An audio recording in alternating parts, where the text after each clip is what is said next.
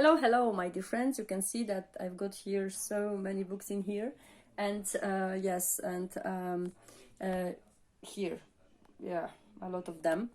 And I try just to tell you today about different types of books and maybe different types of things to read and to use as a student, okay? Because I think this vocabulary could be quite useful. So, today, vocabulary.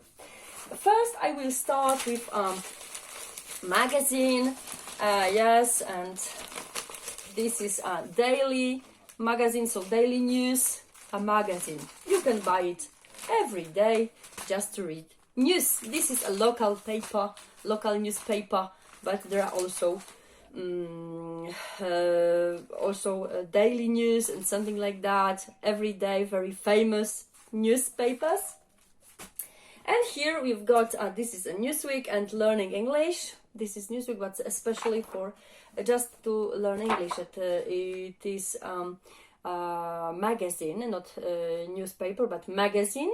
And this magazine you can buy every month, so monthly. We can say monthly, yes, of course. And now we will talk about books connected, relating to learning and teaching.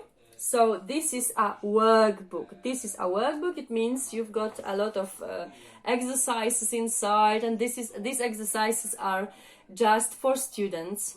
Yes, to revise information, to learn something. Yes, so workbook. Yes, because they work solving these exercises, doing these exercises.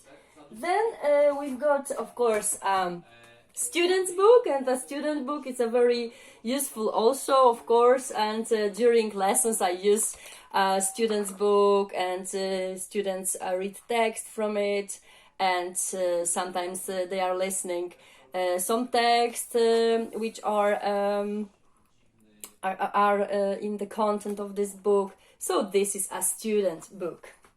I've got also a special book for teachers, and this is a teacher's book, we can say, a teacher's book. So it looks like a student book, but I've got a lot of different info in here, yes, some advice, how to prepare lesson, what exercises I should add, how to assess students, and so on, and so on, yeah? Then, of course, we've got something like grammar book. So this is English Grammar in Use by Raymond Murphy, and very famous one, by the way. But this is just a grammar book, yes, very useful. I use it very often with my students, of course. Then we've got English idioms. So again, book connected to learning and to teaching as well. What is more? A dictionary. In Polish it is słownik, generally we say, yes, but this is dictionary, English Polish dictionary, yes, so a dictionary where you can find vocabulary, yes, and different you can find out words you are using and you need to express something. When we talk about student, we can't forget about notebooks. We write a lot in notebooks, so we read these notes as well. So this is a notebook, we can say also address book, because this one, it is something like that, but yeah, it's a notebook. And this notebook is very, very nice because it has got a saying, wake up, smile, and tell yourself, today is my day. Yeah, I love this. Saying today is my day, today is your day as well. Yes. So, it was about books relating to teaching, connected to teaching and learning. And this is also Atlas, with maps, full of maps, also connected and relating to teaching and learning. But now I start to... I will start to show you different kinds of books, not only to learn but also to entertain entertain and also to just feel great while reading. Oh, I've got also a book. This is a kind of a course. This is Arabic language course for basic, yes, but still too difficult for me. And yes, so the easiest one. All women can read that, of course, and it is also to learn something, because this is about recipes and you can cook something new. So this is a cookbook. This is a cookbook. They can tell you how to cook a meal. Yeah. And now I start with what I really love. So we start with, oh my god, what is the best here? So many books. Okay, maybe crime stories. So crime stories are about crimes, of course, and investigation. So a lot of vocabulary relating to crime, investigation, punishment, and also death sometimes, yes, or murderer and murder and something. So I love Agatha Christie. She was English writer, and I read a lot of books by her. This one are in Polish, but I've got some crime stories in English as well. Oh yes, this for example is The Hunt of the Baskervilles, and this is by Sir Arthur Conan Doyle. And I really like it very much. Yes, it is. It looks like a horror story, but it is just a crime story. Yeah, but a little bit, you can be thrilled by it. It's thrilling a little bit. Yeah. And then, I'm sorry, my students are sending me messages, and I just didn't. Oh yes, okay. Now it's okay. It's okay. It's good. It was I unmuted that. Yes, so now you will not hear this pew pew sounds. Yes, because it could be a little bit annoying. Next crime story by Agatha Raisin. I think that Agatha Raisin stories by MC Beaton. And pretending to be second Agatha Christie. Of course it is not as good as Agatha Christie's stories, but still not bad. This is about blood of an Englishman. I'm sorry to all Englishmen, but it is really quite not bad. I like also Nesbo. It also he is a Norwegian lieutenant who is solving different cases, and Harry Hole, of course, but Joe Nesbo is the author of this crime story, and I like it as well. Norwegian, Scandinavian crime story is really quite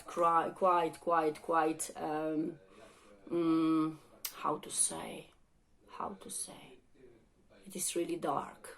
Yeah, gloomy. Okay, and yes, now some fantasy books, but still novels. And this is The Lord of the Rings. I think you can know Tolkien, because Tolkien is very, very famous for his Hobbit and The Lord of the Rings. This is the third part, The Return of the King. Yeah, quite thick volume. I love it. Yes, and next, this fantasy book, more for younger readers, A Wizard of Etsy by Ursula Le Guin, French writer. I love also historical books. Oh my god, sorry. Historical books. And you know, I am crazy about ancient Egypt, so I am reading a lot about it. The only one woman who was a pharaoh, she was called Hatshepsut. Yeah, I hope I pronounce it correctly. And this is a very, very good book. Yeah, we can say documentary book about her. Yeah, maybe not biography, because we can't have the whole biography, but this is yeah, a very great description of this woman, amazing one. And here some of rituals and myths connected to ancient Egypt by our great Polish professor Andrzej Niwiński. Yes, I like his lectures and his books as well. So these are historical, we can say, books, and about culture as well. One of my favorite books are books connected to traveling. So travel books. I've got so many books. I just chose maybe a tenth of my books. No, maybe not even not 10. But I very often I must bring them to my parents and store them there, because I've got a very small flat and not always I can you know, have them with me, because it would just fill the whole flat, I think. So no place for me. Okay, and we've got here this is about Orinoco, about Amazon forest. So great adventures by Polish traveler, but he also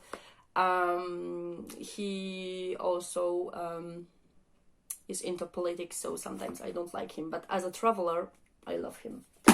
And about we can say extinct, as in danger of extinction. The word in danger of extinction, Yanomami Indians world. Very beautiful book about Yanomami, about their rituals and just everyday life. So amazing. By a Polish traveler, Lepecki. I read also philosophical books, and you've got here some philosophical books, like for example by Eckhart Tolle. He's my favorite thinker, we can say nowadays. A person who is really very peaceful and believing in the power of now. Yes, how to concentrate on everyday life, each moment of your life. Yes, so I like it very much. Then you've got Murphy about subconscious minds. Yeah, and lately I've been reading Ibn Arabi about this is about love, essays about love, different kinds of love, of course. So it is really so deep and so touching, deeply moving, really book. I recommend it, and not only for Muslim, because I am not Muslim, not for only for Muslim people, but it is general. I can say that it is universal. Everyone can read that and learn a lot. What else? Oh my God! Of course, I love plays.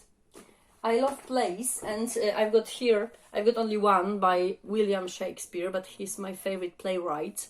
And this is a play, you can play it in a theater, so it is called a play. And this one is romantic, about romance, Romeo and Juliet, but it probably, it's so famous. Okay, I can recommend a lot of novels, because I read a lot of different novels. And for example, this one by Jane Austen, Pride and Prejudice. Very nice, romantic one, but a bit gothic. So yes, but I prefer, I think, by Emily Bronte, Wuthering Heights. It is gothic about this Heathcliff, and it is even more interesting, I think. But maybe it is just my opinion. If you like Mark Twain, so The Adventures of Huckleberry Finn, amazing adventure book, but also with hidden, we can say, hidden teaching, how to be a good human. Oh, The Secret Garden, a novel, still a novel, amazing. Some Yorkshire, I don't know, accent, slang is there, so you can have some difficulties while reading, but you can do it. It was the first book I read in original English, so it's so sentimental for me. Une vie de Guy de Maupassant, French novel, La Vie also. Okay, I've got so many books, oh my god. And when you want to learn English, start reading in English, I recommend you short stories, abbreviation of real stories.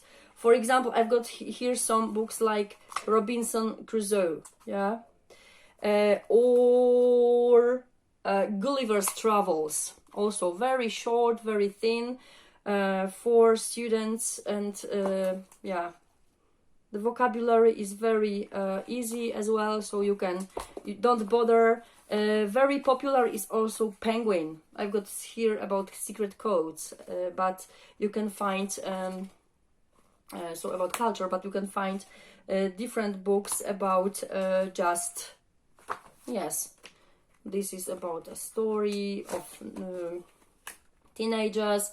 You can see here, this is the second level only, so really very, very easy. So if you want to start reading books, choose these short stories. Everything what you like is also in these short versions, and you will learn English so perfectly, so pleasant it would be for you. I hope you didn't, oh my god, 18 minutes, I think it was really too long, but hopefully, I hope you will watch to the end. Bye bye, have a great day, and tell me below, what do you like reading?